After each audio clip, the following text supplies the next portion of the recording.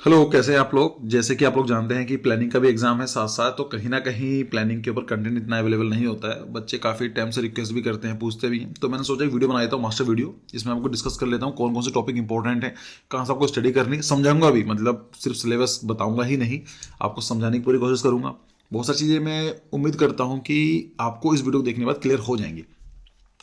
एक चीज़ और है, इसको ये मत समझिए कि प्लानिंग की ही वीडियो है। इसमें बहुत सारे टॉपिक ऐसे आने वाले हैं जो आर्किटेक्चर के लिए भी उतने ही इंपॉर्टेंट है। लाइक स्कीम्स हो गए, जो रिसेंट इनिशिएटिव्स हैं उनके बारे में बात करेंगे। तो ये वीडियो काफ़ी इंटरेस्टिंग होने वाली है। वीडियो अगर आपको अच्छी लग रही है या आपको लगता है कंटेंट काम का है तो वीडियो को लाइक करना, और अगर सब्सक्राइब नहीं करा है चैनल को तो उसको करना मत भूलना, ठीक है।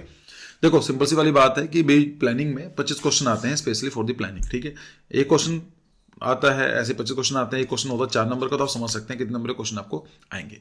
क्लियर है। यहाँ पर जो इंपॉर्टेंट टॉपिक्स हैं, देखिए टॉपिक्स तो सिलेबस तो बहुत कुछ आ जाता है सिलेबस बताने के लिए, लेकिन अगर हम बात करें कि आपका लिमिटेड टाइम है और आपको क्या पढ़ना जरूरी है, जैसे भी कोस्ट एनालिसिस करेंगे तो मैक्सिमम बेनिफिट आपको मिल सके। इसमें क्वेश्चन जो आते हैं, पहला होता है डायरेक्शन सेंस क्वेश्चन। मतलब ये तो इतना इंपॉर्टेंट है कि अगर आपको डायरेक्शन के बारे में जानकारी नहीं है, ईस्ट वेस्ट नॉर्थ साउथ कैसे निकालते हैं, कितना डिस्टेंस है, डायरेक्शन क्या है, उस पॉइंट ए से लेकर पॉइंट बी तक जाने में, क्वेश्चन में दिखाऊंगा अभी मैं। तो ये पेपर तो शायद मुश्किल पड़ेगा आपके लिए सॉल्व करना, ठीक है। तो डायरेक्शन सेंस क्वेश्चन को जरूर देख लीजिएगा, इसको भी डिस्कस करूँ कैसे क्वेश्चन पूछे जाते हैं। फिर आते हैं टाइप ऑफ प्लानिंग। प्लानिंग कितने तरह की होती है, लाइक जोनल प्लानिंग का नाम सुना होगा, master planning, regional planning, layout planning. इन सब में डिफरेंसेस क्या है, कहाँ कहाँ पर इसमें यूज किया जाता है, इन्हीं कुछ एग्जाम्पल्स के बारे में भी आपको पता होना चाहिए। फिर आता है कि देखिए जो इंडिपेंडेंस है, आप जानते हैं कि 1947 में इंडिपेंडेंस मिलती है। तो कुछ प्लानिंग आपको प्री इंडिपेंडेंस होती है, प्री इंडिपेंडेंस कुछ इनिशिएटिव लिए गए थे उनके बारे में जानकारी होनी चाहिए। और आफ्टर इंडिपेंडेंस जहां पर 5 ईयर प्लान्स बनाए गए थे, 5, इसको लिखते हैं 5 ईयर प्लान्स बनाए गए थे, जो कि 2014 में आके मोदी जी ने जो प्लानिंग कमीशन खत्म कर दिया था, उसकी जगह आपको नीति आयोग बना दिया था। उसका काम भी काफी चेंज कर दिया था। तो इनके बारे में देखा जाए तो कोई लॉजिक नहीं है, स्पेशली इन 5 ईयर प्लानिंग के बारे में, क्योंकि कोई अब तो यूज हो नहीं रहे पिछले 10 साल से, लेकिन फिर भी क्वेश्चन बन रहे हैं। लास्ट क्वेश्चन आया था कि लास्ट क्वेश्चन 2-3 क्वेश्चन पूछे गए थे। तो 5 ईयर प्लानिंग के बारे में थोड़ी बेसिक जानकारी आपको होनी चाहिए। कौन कौन से प्लान, कितने प्लानिंग, 13 प्लान हुए टोटल, 13 के जो इंपॉर्टेंट्स हैं उनके बारे में बेसिक जानकारी आपको होनी चाहिए। खैर डिस्कस करेंगे इस वीडियो के अंदर। प्लानिंग थ्योरीज के बारे में बात करेंगे। ये तो खैर बहुत ही इंपॉर्टेंट टॉपिक है, बहुत इंटरेस्टिंग टॉपिक है, लेकिन आपको थ्योरीज के बारे में नहीं पता होना चाहिए कुछ खास। आपको सिर्फ ये पता होना चाहिए कि ये थ्योरी किसने दी थी, इतना आपके लिए काम हो जाएगा। फिर करंट जो स्कीम्स हैं, इनिशिएटिव्स हैं, कौन कौन से स्कीम चलाई गई हैं गवर्नमेंट के द्वारा, कौन कौन से ऐसे हैं जो प्लानिंग के लिए काम करती हैं, या फिर ओवरऑल किसी भी टॉपिक पर्टिकुलरली इंफ्रास्ट्रक्चर डेवलपमेंट के लिए काम करती हैं, तो ये भी इंपॉर्टेंट है। कलर कोडिंग ऑफ प्लान, मतलब जो प्लान होते हैं, रेड कलर डाला जाता है, पर्पल कलर होता है, ग्रीन कलर होता है। जब कोडिंग करते हैं तो उसके कलर का यूज क्या है, क्वेश्चन ये भी आपको बन जाता है। फिर आता है टाइप ऑफ द एरिया, कि एरिया कितने तरह का होता है, carpet area, build up area, plinth area. I guess इसके ऊपर वीडियो बनाकर डाली हुई भी है, तो देख लेना, अगर मिल जाएगी आपको तो ये चीज़ है। फिर type of the pattern planning, मतलब जो सिटीज की पैटर्न होती है, स्टार पैटर्न है, रेडियल प्लानिंग है, ग्रिड आयरन प्लानिंग है। ये बेसिक जानकारी आपको होनी चाहिए। अब अगर देखा जाए तो पहले क्वेश्चन आ सकता है इतना पढ़ लें तो काफी है क्या। देखो काफी कोई चीज ऐसा वर्ड एग्जिस्ट नहीं करता पढ़ाई में। मैं बोलूँ कि इनफ का मतलब क्या होता है, कभी पूरा नहीं हो सकता है। हाँ, लेकिन अगर आप मुझसे बात करेंगे, अगर आपको 7-10 दिन है और आपने कुछ पढ़ाई नहीं करी है, ये मस्ट है, like it is the most important part. इतना आपने कर लिया तो 25 में से आपके 15-20 क्वेश्चन इन टॉपिक्स में आ जाने चाहिए। गारंटी नहीं है, पेपर मेरे हिसाब से नहीं बनाते हैं वे, लेकिन जो मेरा एक्सपीरियंस है उनके हिसाब से ये सब चीज़ें आनी चाहिए। कुछ टॉपिक और भी हैं, मैं लिस्ट प्रोवाइड करने की कोशिश करूंगा, लेकिन अभी फिलहाल के लिए इन चीज़ों को ही फोकस करेंगे। आते हैं तो डायरेक्शन सेंस क्वेश्चंस के बारे में बात कर लेते हैं। क्वेश्चन किस तरह के बनाए जाते हैं। देखो एक ये क्वेश्चन जो आते हैं, 3 से लेकर 4 क्वेश्चन आते हैं, लगातार आते हैं। एक आपको दे देंगे डायग्राम टाइप का, और कभी कभी अलग सा भी हो सकता है, लेकिन जैसे ये आई थिंक 2023 का क्वेश्चन पेपर है, उसमें क्या दे दिया गया, डायग्राम दे दिया गया। इन द गिवन डायग्राम तो आपको बता दिया गया कि ए है, यहाँ पर बी है, यहाँ पर ABCD यहाँ पर है। पूछ क्या रहे हैं, from A point to point C how much you have to move. अगर आप ए पॉइंट पर हो, यहाँ पर हो, और आपको सी पर जाना है तो कितना ट्रैवल करना पड़ेगा, कितना मूव करना पड़ेगा। यहाँ दे भी दिया, तो ये 10 है, ये 10 है, ये 10 है, तो ये कितना आ गया, 10 10 10 30। यहाँ से जाओगे ये भी आ गया। सो एटलीस्ट आपको 30 डायमेंशन मीटर में, कुछ पता नहीं किसमें, पर 30 यूनिट आपको चलना पड़ेगा। अब इस क्वेश्चन को क्या समझना है, लाइक 4 नंबर का क्वेश्चन है तो आप समझ सकते हैं। अच्छा, एक क्वेश्चन नहीं आएगा ऐसा, ऐसे 3-4 क्वेश्चन आते हैं। अब इसका दूसरा क्वेश्चन क्या था, ये क्या हुआ, okay. In the given diagram from point C to point B, अगर आपको सी से लेके बी तक जाना है, लाइक यहां से लेके आपको यहां पर जाना है, which direction you have to move. Simple है, कौन से में जाना है, ईस्ट ये वेस्ट, ये नॉर्थ, ये साउथ, ये कौन सी डायरेक्शन आई आपकी? South east. सिंपल है।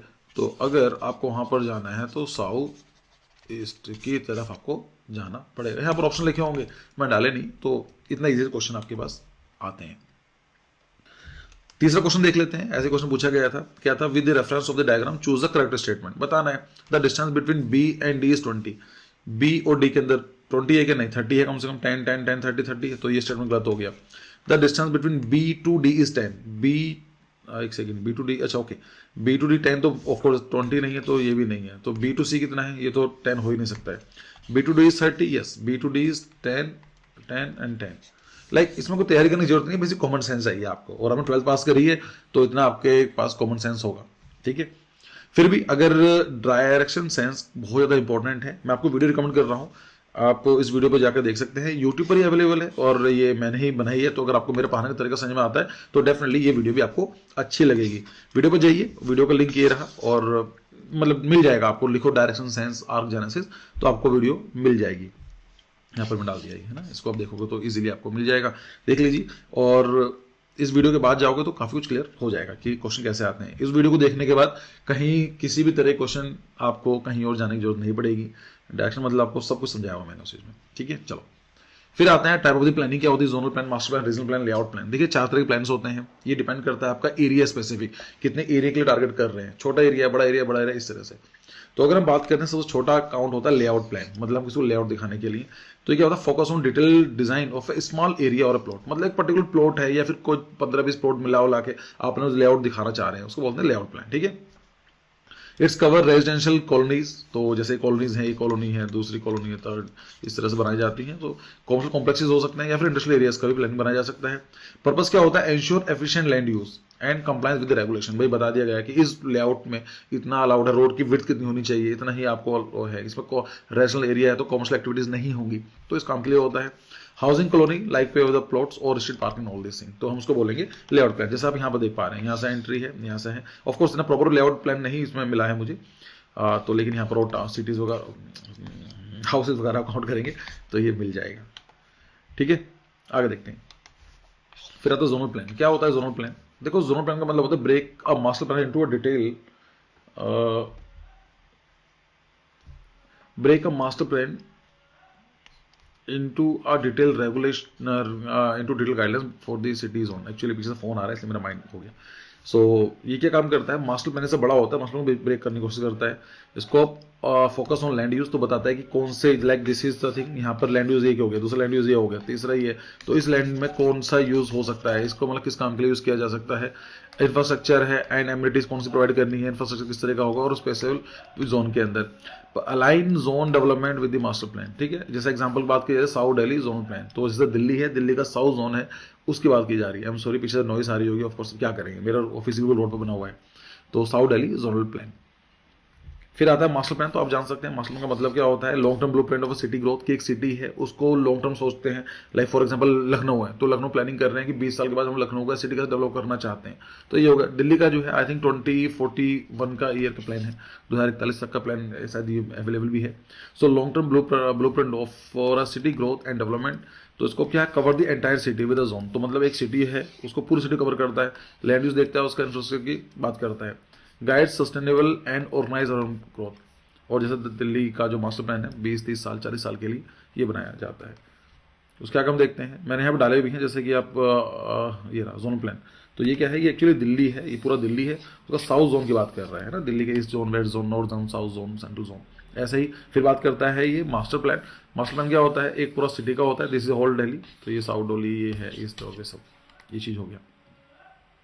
फिर आता है आपका रीजनल प्लान, तो ये रीजन की बात करता है। रीजनल सबसे बड़ा प्लान होता है इसमें। So large scale plan covering multiple district of और स्टेट्स, मतलब क्या होता है कि जैसे ये का हो गया तो इसमें दिल्ली भी आ गया, गुड़गांव भी आ गया, गाजियाबाद भी आ गया, नोएडा भी आ गया, ऐसे सिटीज को काम करता है।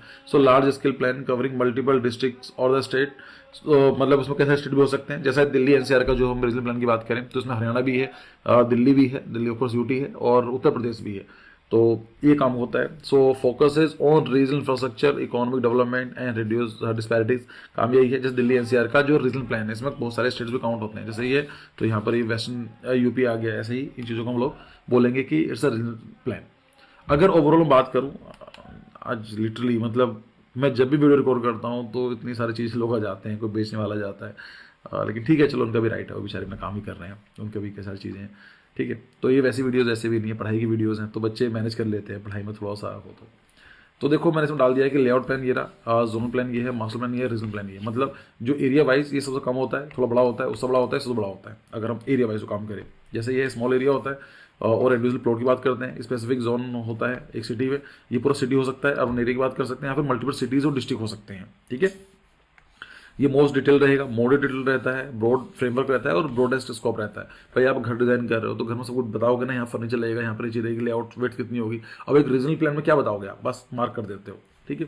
यहाँ प्लॉट लेवल डिजाइन होता है, यहाँ पर जोन लेवल प्लान डिजाइन होता है, यहाँ सिटी लेवल डेवलपमेंट ग्रोथ होती है, क्या सिटी को हम कैसे देखना चाह रहे हैं, और हम उसकी बात करते हैं रीजन प्लान के अंदर रीजन वाइज की पूरा का पूरा रीजन है। जैसे मुंबई वाला रीजन, मुंबई पुणे वाला रीजन है, ऐसे हैदराबाद वाला जो रीजन है, तो इस पूरे की बात की जाती है। पर्टिकुलर सिटी फोकस नहीं होता है, 2-3 सिटीज को मिला के काम करते हैं, ठीक है। पर्पस क्या होता है, साइड स्पेसिफिक डेवलपमेंट होता है, अलाइन जोन डेवलपमेंट होता है, अर्बन ग्रोथ प्लानिंग होती है, इसकी बैलेंस रीजन प्लानिंग होती है। एग्जाम्पल हाउसिंग कॉलोनीज होगी आपकी, जिस जगह पर आप रहते हो कुछ घरों को मिलाकर बना सकते हो। साउथ दिल्ली जोन का एग्जांपल दे दिया, दिल्ली मास्टर प्लान हो गया, दिल्ली एनसीआर रीजनल प्लान। तो आई होप यहाँ तक क्लियर है।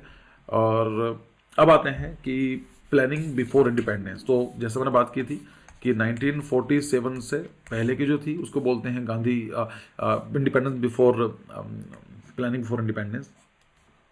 यहाँ पर कुछ ही पता होनी चाहिए। और 1947 के बाद से लेकर 2014 तक प्लानिंग कमीशन ने 5 ईयर प्लान्स लॉन्च किए थे, ठीक है। उसके बाद तो कोई लॉन्च प्लानिंग हो ही नहीं रही है, तो क्या जरूरत है करने की, है।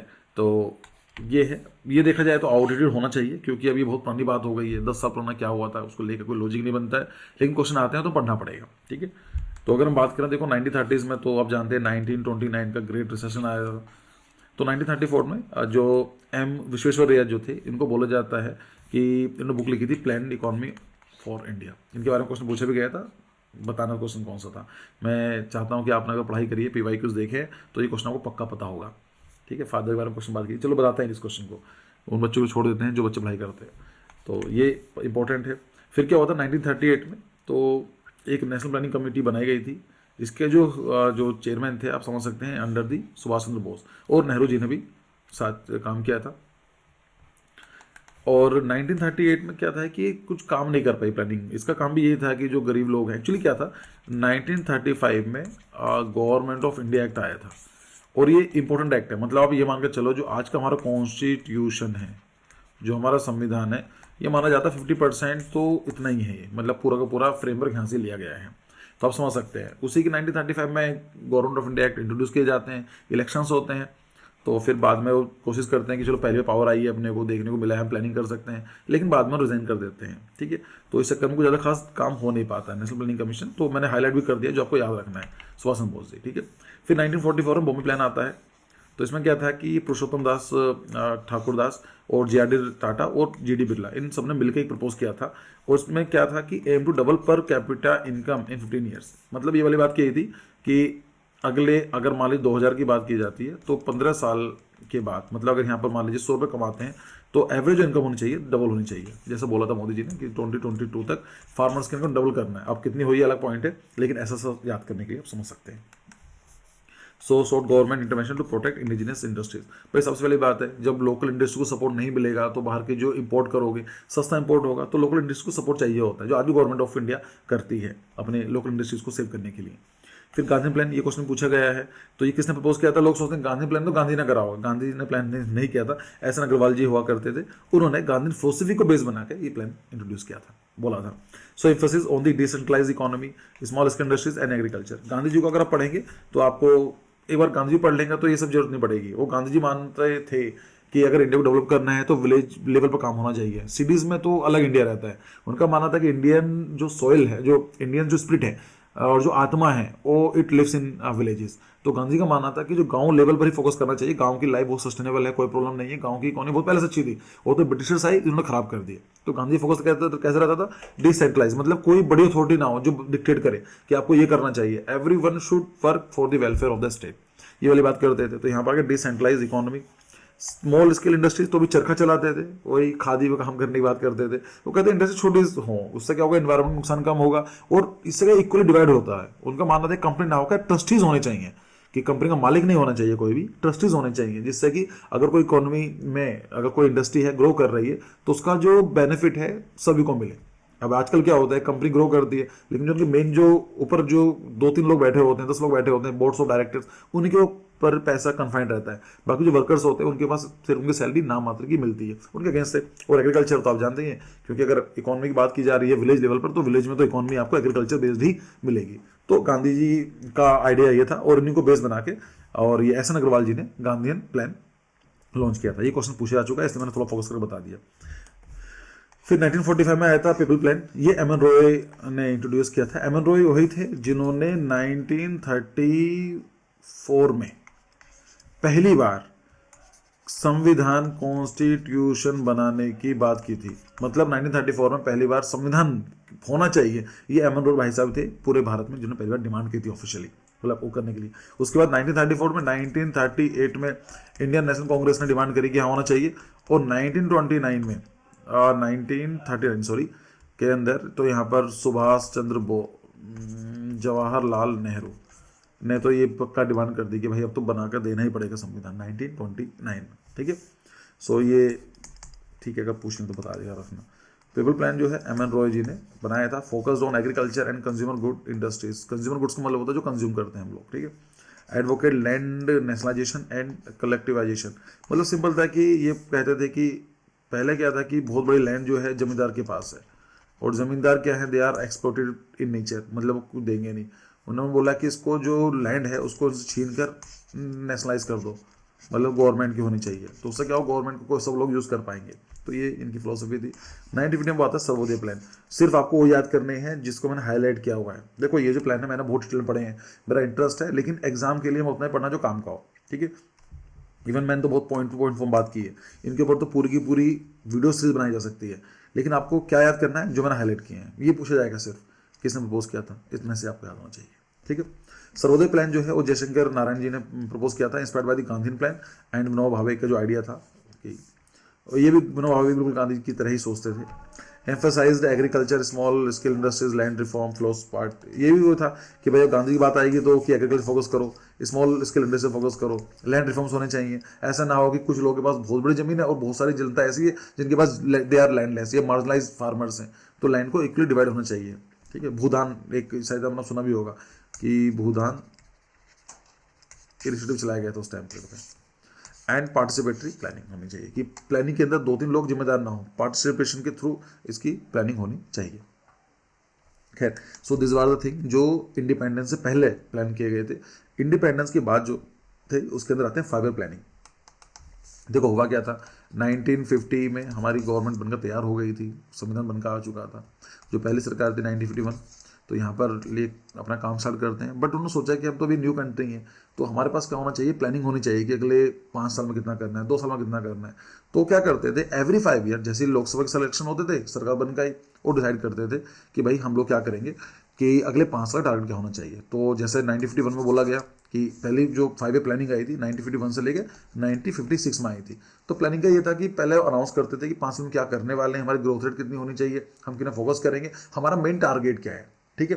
5 साल के बाद उसको एनालाइज भी किया जाता था कि अपना टारगेट क्या था, 4% लेट से कि होगी, लेकिन 4 तो नहीं होगी, 3.5 हुआ, या 4 की बात करी थी 5 हो गया। तो उनके बारे में आसान होता था चेक करना कि हमारी प्रोग्रेस सही है नहीं सही है। तो ये सब 1951 से लेकर 2014 तक चला, 2013 to be more accurate.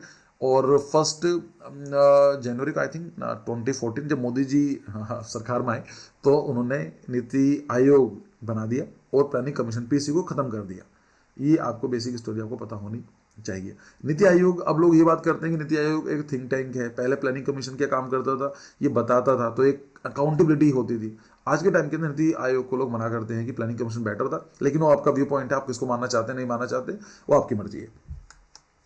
NITI Aayog वगैरह कोई ऐसा अनाउंसमेंट नहीं करती, प्लानिंग नहीं करती, बस वो रिपोर्ट पब्लिश करती है। रिपोर्ट भी वो बायस्ड होती है काफ़ी सारी, तो वो जो है वो रियलिटी दिखाती भी नहीं है। जो मेरा अभी तक का जो ऑब्जर्वेशन है, मैं गलत भी हो सकता हूँ, सबका अलग अलग है, लेकिन मेरे हिसाब से प्लानिंग वगैरह जो कॉन्सेप्ट था वो अच्छा था और उसको ही कंटिन्यू रह देना चाहिए था।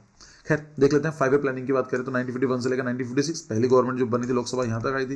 यहाँ पर क्या करा गया, agriculture, irrigation and land reform पर बात की गई। सोच कर देखो ना, जब देश आज़ाद हुआ है तो कहाँ फोकस करोगे आप, वहाँ फाइना करोगे डेवलपमेंट के ऊपर। आप बात करोगे भाई एग्रीकल्चर ठीक होना चाहिए, हवा पानी की दिक्कत ना हो, जो इरिगेशन है क्योंकि सूख जाते थे पूरी जो भी हमारी क्रॉप्स हुआ करती थी, और लैंड रिफॉर्म्स को पढ़ना बहुत सारी चीज़ आया करती थी। Land reform was a major chunk. आज भी आप बात करेंगे बहुत सारे किसान ऐसे हैं जिनके पास मेजर लैंड है, और बहुत सारी जनता ऐसी है जिनके पास लैंड है ही नहीं। तो लैंड रिफॉर्म होना बहुत जरूरी था। यहाँ पर इंक्रीज फूड ग्रेन प्रोडक्शन थी, इरिगेशन इरिगेशन के प्रोजेक्ट हैं जो भागल नंगल डैम उसी टाइम पीरियड बनाया गया था। एक्चुअली क्या था, जब हमारा देश आज़ाद हुआ था उस टाइम पे पता नहीं था किसा फोकस करना है, तो गवर्नमेंट ने क्या करा, सबको बराबर डिवाइड कर दिया, एग्रीकल्चर को दे दिया, ये भी दे दिया, ये भी दे दिया कि भाई सबको डिवाइड करते हैं, देखते हैं क्या होता है। 5 साल में जाकर ये हुआ। फिर जो सेकंड 5 ईयर प्लान आता है जो 1956 से लेकर 1961 तक का होता है। यहाँ पर बात की गई कि यार अब इंडस्ट्रियलाइजेशन फोकस करना पड़ेगा, और यहाँ पर हैवी इंडस्ट्री फोकस किया गया, ठीक है। और इसी मॉडल को क्या बोला जाता है, पीसी महालनोबिस ये पढ़ थे जिन्होंने ये प्लान बनाया था। तो कभी कभी ये पूछ लिया जाता है कि सेकेंड ईयर प्लान जो है उसको कैसे जानते हैं, मतलब या ये हो सकता है कि महालनोबिस प्लान जो है वो कौन सा 5 ईयर प्लान को बोला जाता है। So it is a second 5 year plan, it's also called as a PC Mahalanobis plan. Focus on the industrial growth, कि भाई इंडस्ट्री फोकस ग्रोथ होना चाहिए। जमशेदपुर हो गया या फिर रतन टाटा, ये सब चीज़ें जो इंडस्ट्रीज हैं, स्टील, कोल, इन पर फोकस होना चाहिए। जैसे development of the steel plant, dams और इंडस्ट्रीज पर यहाँ पर फोकस किया गया। फिर तीसरा जो 5 ईयर प्लान आता है 1961 से लेकर 1966 तक आता है।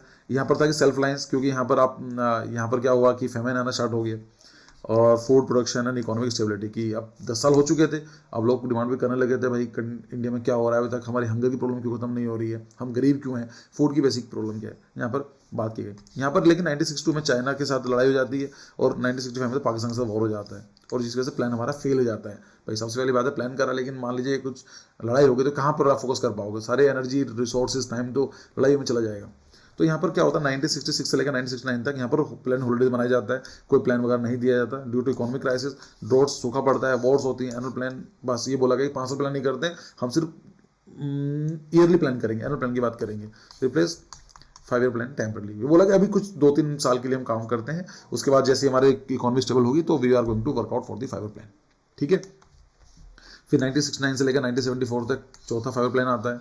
Growth with stability and poverty eradication की बात की गई, गरीबी चल रही थी, और यहाँ पर इन्फ्लेशन ड्यू टू 1971। तो यहाँ पर भी एक वॉर हो जाती है 1971 की, इसकी वजह से ग्लोबल वॉर क्राइसिस जो आप जानते हैं कि यहाँ पर जो तेल की सप्लाई थी खत्म हो गई थी, यहाँ पर लड़ाई है ना वेस्टर्न एशिया में, उसकी वजह से आता है। फिर आता है 5 ईयर प्लान, जो 5वां 5 ईयर प्लान आता था। यहाँ पॉवर्टी रेडिकेशन, गरीबी हटाओ एंड सेल्फ रिलायंस, ये तो इंदिरा गांधी जी ने दिया था, गरीबी हटाओ। लोग उनके अपोनेंट ये बात करते हैं इंदिरा हटाओ, तो उन्होंने बोला कि इंदिरा को मत हटाओ, उन्होंने बोला कि गरीबी हटाओ। वो वाली बात अलग है कि गरीबी हटी नहीं हटी, वो तो मतलब बहुत ही अलग चीज़ है। आज तक इतने लोग गरीब हैं, तो लेकिन बोलने में क्या जाता है।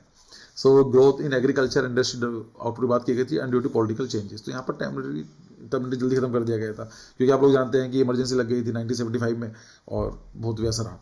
अल्टीमेटली जो फिर 6 5 प्लान आता है 1980 से लेकर 85 तक, यहाँ टेक्नोलॉजी ड्रिवन की बात की गई, पॉवर्टी एरेडिकेशन की बात की गई। यहाँ पर ये सब चलता रहा 1970 से लेकर 1980s 90s तक। गरीबी की बहुत बड़ी इंपॉर्टेंट प्रॉब्लम थी, पॉवर्टी, उसको एलिमिनेशन की बात की गई, और यहाँ पर आके इंडस्ट्रियल ग्रोथ होनी चाहिए और एम्प्लॉयमेंट जनरेशन फोकस किया जाए, क्योंकि अगर आप लोगों को एम्प्लॉय करोगे, एम्प्लॉयमेंट मिलेगी तो उनके पैसे पहुंचेंगे, और पैसे पहुंचेंगे तो अल्टीमेटली गरीबी जो है, पॉवर्टी है, उसको एलिमिनेट किया जा सकता है, ठीक है। फिर आता है 7th 5 ईयर प्लान 1985 से लेकर 1990 तक। यहाँ पर प्रोडक्शन की बात की, एम्प्लॉयमेंट एंड सोशल जस्टिस।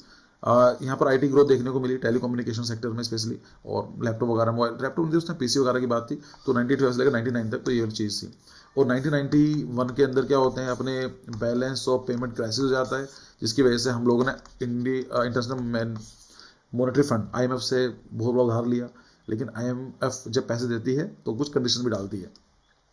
तो IMF के पास इंडिया गया, वो बोला कि भाई हमें पैसे नहीं है, हमें तेल वगैरह इंपोर्ट करना होता है, we don't have a foreign reserves. तो IMF ने सबसे बड़ा लोन दिया इंडिया को। एट द सेम टाइम ये बोला गया कि आपको हम दे तो रहे हैं, but you have to introduce some changes in your economy, that is LPG reforms बोलते हैं, लिबरलाइजेशन, प्राइवेटाइजेशन, ग्लोबलाइजेशन। बहुत बेसिक जीके है, ये आपको जानकारी होनी चाहिए। अगर आपको मैंने जो कुछ बताया नहीं पता है, ये बहुत बेसिक जीके है, तो वीडियो को पॉज करके लिख लो अभी क्या क्या पढ़ना है, इस वीडियो के बाद जाकर पढ़ लेना LPG रिफॉर्म्स के हैं। और आई एम श्योर कि यूट्यूब पर हजारों वीडियोस होंगे, कुछ 5-10 मिनट वीडियो देख लो, समझ में आ जाएगा आपको, ठीक है। ठीक है। सो लिबरलाइजेशन की बात की गई कि सेक्टर को, जितने भी सेक्टर्स हैं लिबरलाइज कर दीजिए। प्राइवेटाइज करने का मतलब होता है कि प्राइवेट करो, सारे काम खुद नहीं कर सकते हो। एंड ग्लोबलाइजेशन मतलब पूरी दुनिया से अलग रहने की जरूरत नहीं है, दुनिया की जो चेन सप्लाई है उसमें एडॉप्ट हो जाइए आप यहाँ पर।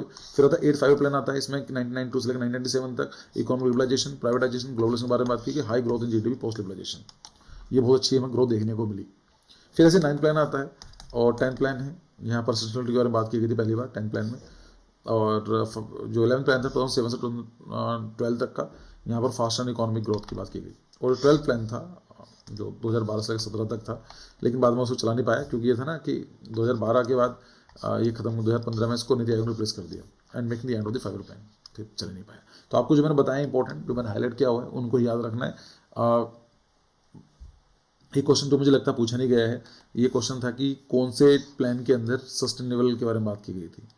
तो not not this thing, I think fast and inclusive plan sustainable के बारे में नहीं, शायद मैं मेंशन करना भूल गया हूँ, मैं इसको अपडेट कर दूंगा, कमेंट सेक्शन में देख लेना। या फिर आप मुझे क्वेश्चन का जवाब दो कि कौन सा 5 प्लान ऐसा जिसमें सस्टेनेबल डेवलपमेंट के बारे में बात की गई थी, ठीक है। तो लिख देना सस्टेनेबल डेवलपमेंट के बारे में बात की गई थी। आई थिंक मेरे हिसाब से जो मुझे याद आ रहा है, काफ़ी टाइम से मैंने भी पढ़ा है क्योंकि आउटडेटेड हो चुका है, क्यों पढ़ना, 11 था, 11th या फिर 10th, इन दोनों में से की बात की गई थी। मैं गलत भी हो सकता हूँ, ये काम आपका चेक करने का, पहले से बता रहा हूँ, डिस्क्लेमर। फिर नेक्स्ट टॉपिक आता है प्लानिंग थ्योरीज। तो इसमें क्या क्या होते हैं, ग्रोथ पोल थ्योरी पूछ ली जाती है, बैलेंस ग्रोथ थ्योरी पूछ ली जाती है, अनबैलेंस ग्रोथ थ्योरी है, पैटर्न लैंग्वेज थ्योरी है, डिफेंसिबल स्पेस थ्योरी है। तो देखो थ्योरी ये खुद आर्गन्स के नोट्स हैं, तो हम लोग ये प्रोवाइड करते हैं, लाइक प्लानिंग के लिए नहीं है, लेकिन बेसिक थ्योरी है। देखो थ्योरीज बहुत ज़्यादा इंटरेस्टिंग है, मतलब इनके ऊपर बताना बैठूंगा तो मज़ा आ जाएगा पढ़ने में कि ये ऐसे भी चीज़ें होती हैं। लेकिन अभी अपने पास इतना टाइम नहीं है कि हम लोग पढ़ें मज़े के लिए, अभी हमारे लिए ज़रूरी है कि एग्जाम में क्या आने वाला है उसको फोकस करें। तो मैंने आपको यहाँ पर 14 थ्योरीज वगैरह समथिंग दी है, इसमें सब समझा देता हूँ कौन कौन सी आपको याद रखनी है। ग्रोथ पोल थ्योरी इंपॉर्टेंट है, बैलेंस ग्रोथ थ्योरी ये भी इंपॉर्टेंट है, unbalance not important, pattern language Christopher Alexander के इंपॉर्टेंट है, defensible space theory Oscar Newman के ये भी इंपॉर्टेंट है। मतलब इसमें 5 में से 5 ही आप मान लीजिए इंपॉर्टेंट है, प्लानिंग तैयारी कर रहे हो भाई तो याद करना पड़ेगा। Garden city Ebenezer Howard important है, Radburn town of motor age ये भी इंपॉर्टेंट है, लीनियर कॉन्सेप्ट ये भी इंपॉर्टेंट है, मल्टीपल न्यूक्लियाई ये हैरिस एंड ल्यूमेन का ये भी इंपॉर्टेंट है, कंसेंट्रिक जोन ये भी इंपॉर्टेंट है, ये पूछा गया है, सेक्टर मॉडल ये तो लास्ट ईयर पूछा गया था, सैटेलाइट टाउन रेवन। अब मैं क्या बोलूँ, मतलब मुझे जो मैंने नोट्स बनाए थे उसमें सब कुछ ऐसे लिखा था जो कि इंपॉर्टेंट है। और प्लानिंग तैयारी कर रहे हो तो थ्योरीज इंपॉर्टेंट है, क्योंकि सभी की सभी जो थ्योरीज हैं ये प्लानिंग के बारे में बात करती हैं। कंसेंट्रिक जोन कैसे बात करती है, सेंटर में अलग हुआ भी CBDO का सेंट्रल बिजनेस डिस्ट्रिक्ट, इस तरह से बहुत डिटेल में बात की जाती है। मल्टीपल न्यूक्लियस थ्योरी के बारे में बात की गई, कोई भी सिटी के अंदर मल्टीपल न्यूक्लियस होते हैं जहाँ पर वो ग्रोथ पोला काम करते हैं। तो भाई अब देख लो, इसको बोल सकते हो, इसको याद कर लो 14। तो 14 में से मैंने कितने एलिमिनेट किए हैं, मैंने सिर्फ 2 एलिमिनेट किए हैं, और उसको गारंटी नहीं है कि वो शायद वो भी पूछा जा सकता है। चलो फिर भी बताता हूँ कौन सा आपको याद रखना। देखो ये याद रख लो, ये इंपॉर्टेंट है। अगर आपको कुछ ना भी हो, सर मुझे 1-2 बता दो याद करने के लिए, बैलेंस ग्रोथ थ्योरी याद कर लीजिए, पैटर्न लैंग्वेज याद कर लो, डिफेंसिबल स्पेस, 3 ही हो गई।